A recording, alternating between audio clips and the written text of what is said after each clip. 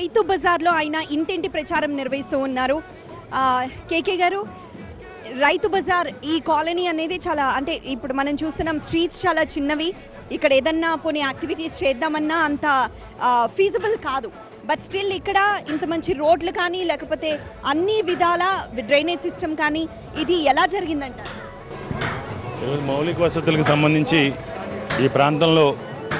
ఈ ప్రాంతానికి సంబంధించి గతంలో మంచినీటికి కూడా ఇబ్బంది పడే పరిస్థితులు ఉండే ఏరియాలో, కానీ 24/7 మీరు అందరూ గుడిసేసారో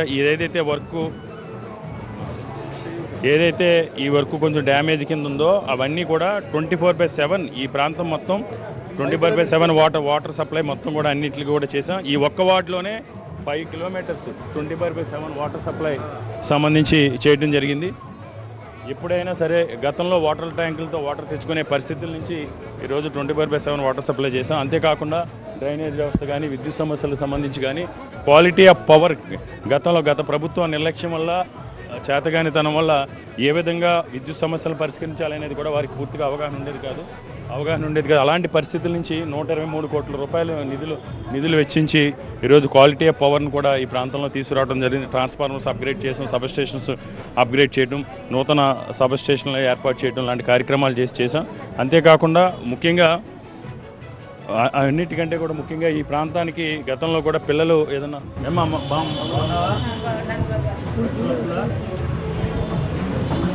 పెన్షన్ వస్తుందా నెక్స్ట్ మంత్ నుంచి మళ్ళీ సరే నేను పంపిస్తానులే. వచ్చే నెల నుంచి మళ్ళీ జూన్ నెల నుంచి జగనన్న వస్తాడు, మళ్ళీ ఇంటికి వస్తుంది. సరేనా? తెలుసు కదా నీకు ఇబ్బంది, చంద్రబాబు నాయుడు వాలంటీర్లు ఆపేయడని. ఈ ఒక్క నెల 3వ తారీఖులో నేను పంపించేస్తాను, మళ్ళీ వచ్చేస్తారు. సరే